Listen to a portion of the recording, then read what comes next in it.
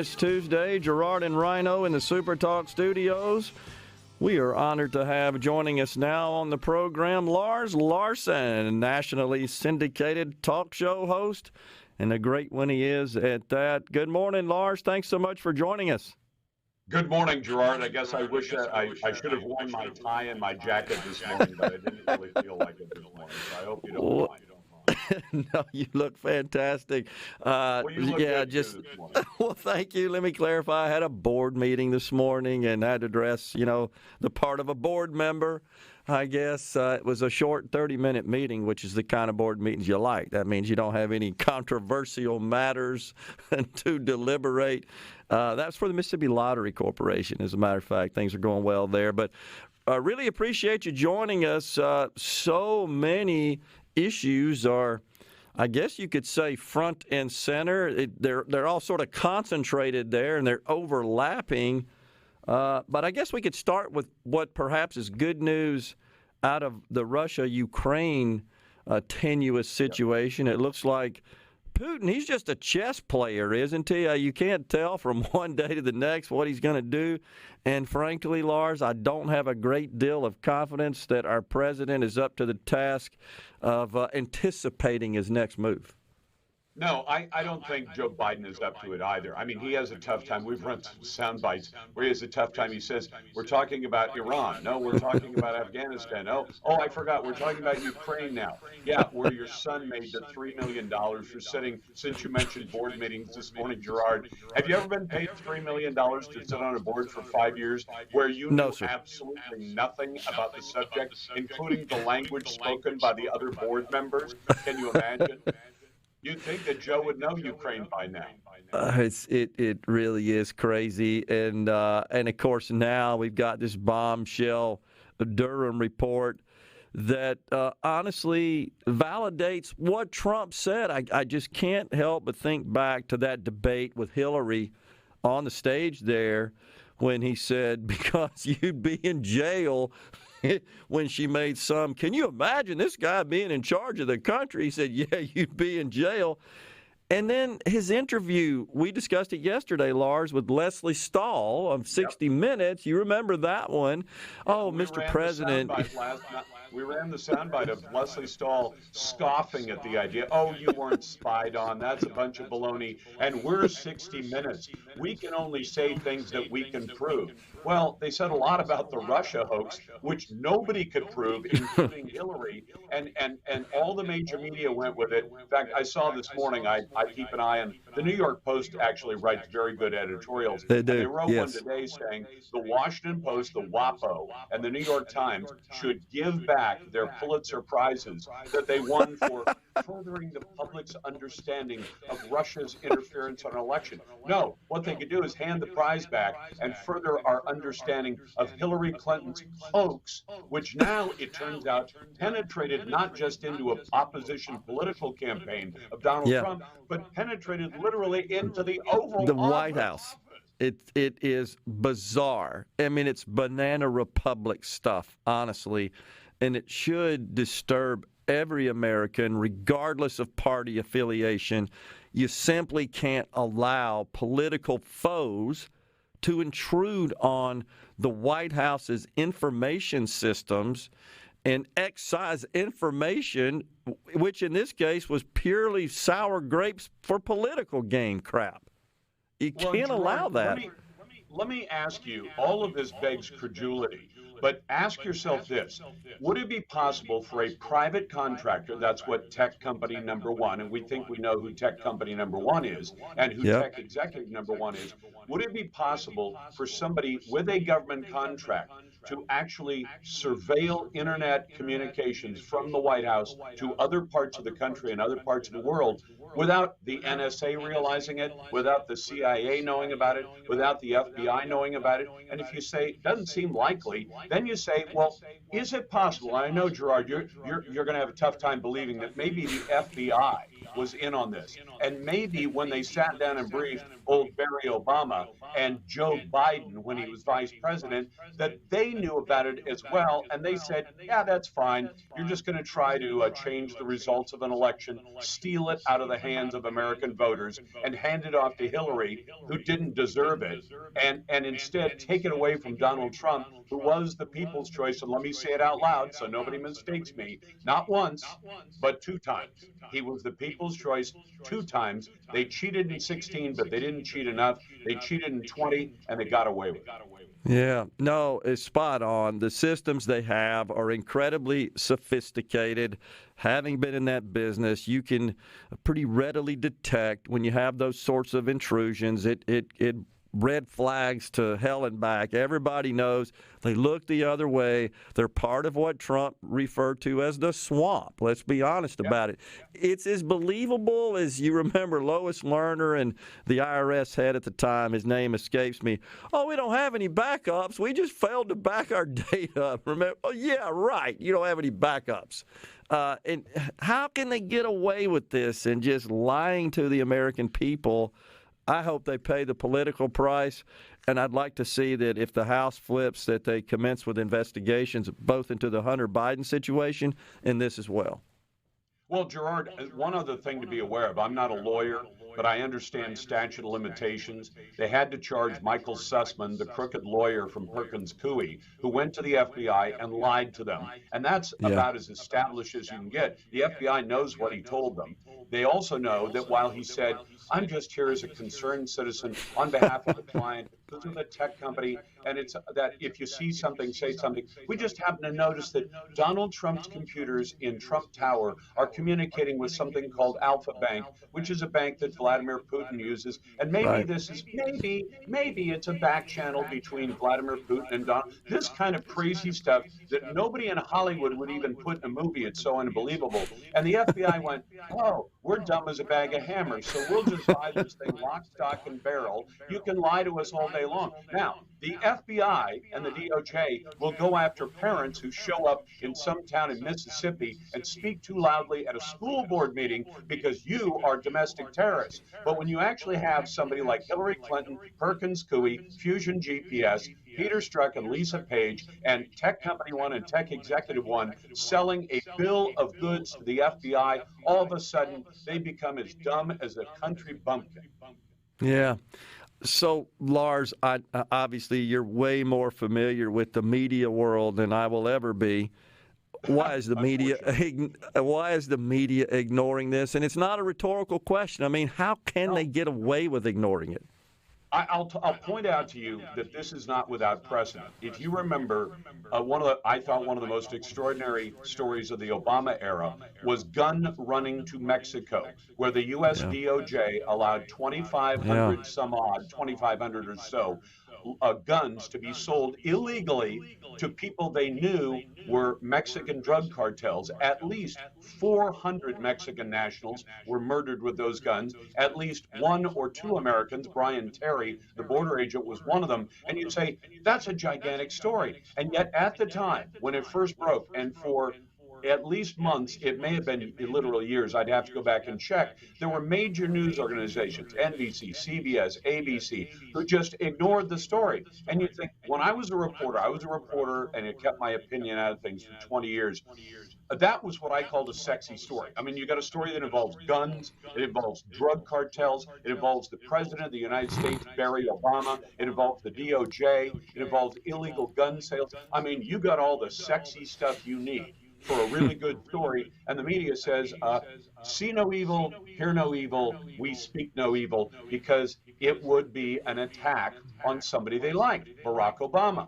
In this case, if they attack the Russia hoax and show it to be an attempted fraud by Hillary Clinton to change the outcome of an election, everybody got upset when they said, well, maybe Russia's been messing with our elections. I was upset about that too. But if you have an American political party that tries to gimmick the outcome of an election, and you have the cooperation of the CIA, the FBI, perhaps the president and the vice president, and now one of the major points of contact between Tech Company One and the Hillary Clinton campaign was Jake Sullivan. And what is Jake Sullivan's day job today? He is the national security advisor to the current president of the United States, although not properly elected, but still, he's NSA. And you say, how does this happen? And the media just says we're not interested because it disrupts their meme. It says we would have to go back and contradict everything we've said to you for the last 5 years. We got a break right here, Lars, but I think you can hang with us. I want to ask you about. I'm gonna get some coffee. How's that? Okay, I got to ask you about Biden's appointments to the Fed. I want to ask you about that, Raskin. Yep. We'll be right back on Middays with Lars Larson. We are back on Midday SuperTalk Mississippi. Our guest is Lars Larson, nationally syndicated radio host. So, Lars, one of the things that has really disturbed me about this presidency, and this really seemed to begin taking hold and sweeping the country since the George Floyd incident, and that is we have moved from this idea that we've got to be equal in terms of equality just in our society in general, but we're more focused, it seems, on what a person is rather than who they are. And by the what, I mean those physical, immutable characteristics. And you look at when Biden cobbled together his cabinet, it looked like he was on a matrix. I got to have one of them, one of those, one of them. And that's how we ended up with a cabinet. Now we have an announcement that we absolutely are only going to, he has announced, only going to consider black females for this open seat on the Supreme Court. And then we've got these two folks that he's nominated to serve on the Fed, and they're as woke as they come, Sarah Bloom Raskin and Lisa Cook. It's bothersome that we're transitioning. I like to call it a march to mediocrity, where we're transitioning away from our traditional, historical, achievement-based society to one where outcomes are based on what you are. We witnessed the Super Bowl. Well, that was all based on performance, yet Biden announces, well, in terms of the coaching ranks, that needs to be based on what a person is. Yeah, and in fact, we've already got the outrage of the Rooney Rule. I don't follow football as closely as a lot of people do. The Rooney Rule says you have to go through this kabuki dance where you pretend to interview a candidate. And even the candidate knows, in many cases, he doesn't have a shot at the job. I would find that insulting. If they said, if a company called me up and said, Lars, we're going to give you the best talk show job in the world, I'd say, well, I already have the best talk show job in the world, but entertain me. What have you got? They said, well, we're actually not going to hire you, but we need to interview a white guy, a white straight Christian guy, because we don't have one of those in our interviews and we want to look like we're doing the right thing. I'd say I have no interest in being part of that. And now the NFL is getting sued by a black coach who says he was run through this Rooney Rule process, and they actually accidentally texted him, congratulating him, thinking they were texting the other coach who actually got the job. And he was so insulted. That's what makes most lawsuits is people getting PO'd. That they say, you've insulted me, I'm going to sue you for it. Well, the NFL never should have done it, nor should anyone else. I have three great producers right now. One is a woman, two are men.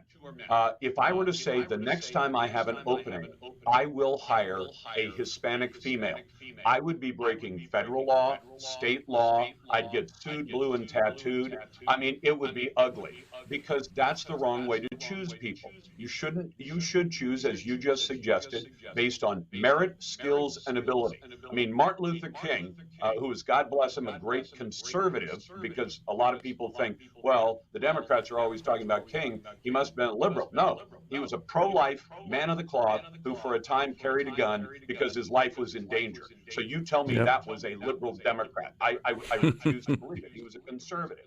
But he's spinning in his grave right now because the favorite line that everybody knows from King is that you should be judged based on the content of your character, not the color of your skin.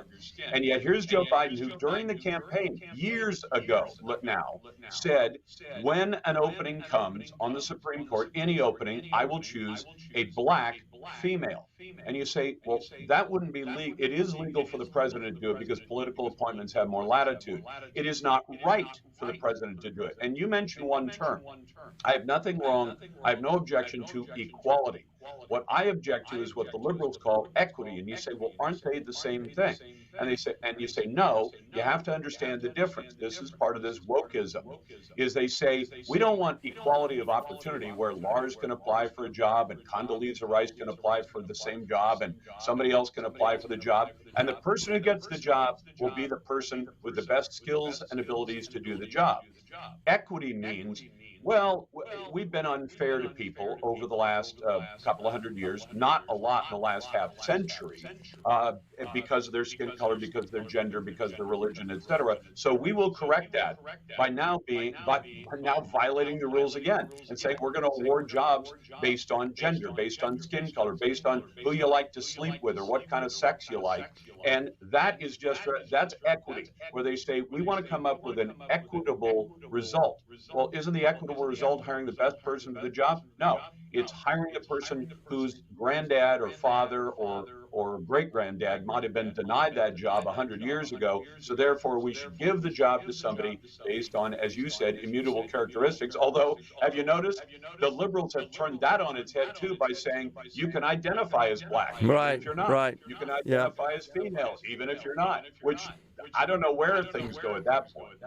Yeah, it's crazy. I keep going back to Ibram Kendi, certainly one of the most popular. Yeah, he's just a racist in my view, but he's the one that has proclaimed that the only way to fight past racism is with present racism, and present racism is to be fought with future racism. He is, in essence, condoning, sanctioning racism, that which I thought he was out to eliminate.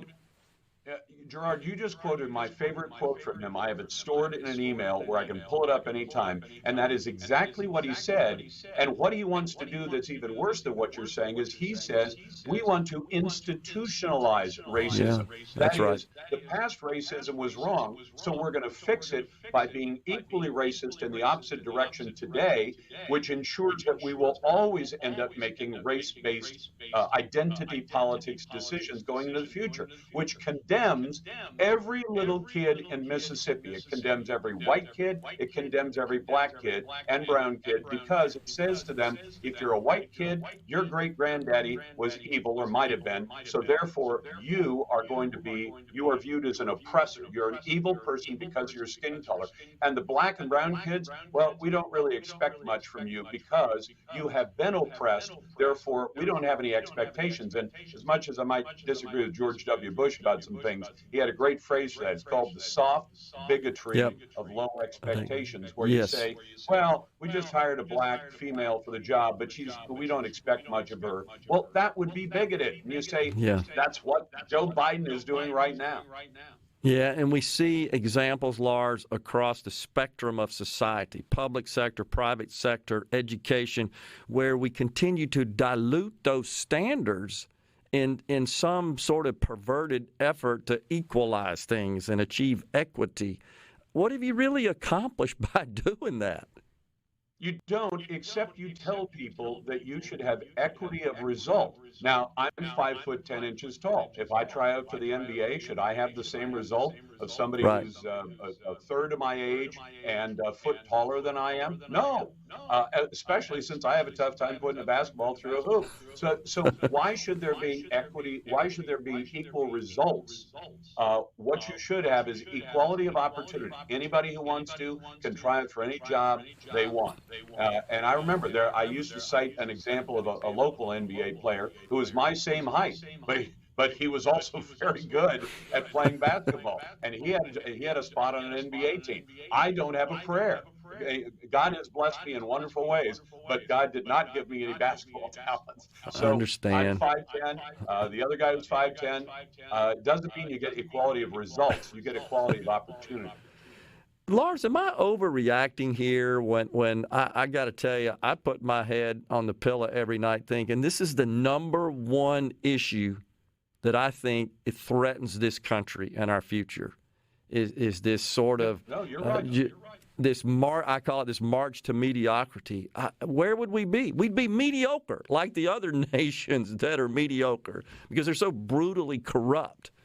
That's where we're headed. That disturbs me. Gerard, most other countries are not the polyglot that is America. See, I use a $5 word even though I'm a college dropout. It means we are a country made up of all races, just about every race on the planet, all religions, and people who don't believe as well. I happen to be a Protestant Christian. I believe in my Lord and Savior Jesus Christ. But the fact is that we are a country that has more of this diversity that the liberals love to talk about.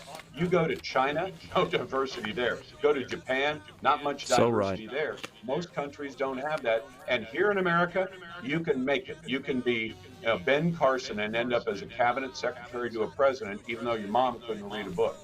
And Ben will say that on the record. He said it many times. Lars, thank you so much for joining us. Always a pleasure, sir. Great work you do. Enjoy listening to you, and we'll talk to you soon. It is my pleasure. Thank you, sir. Middays will come right back. Stay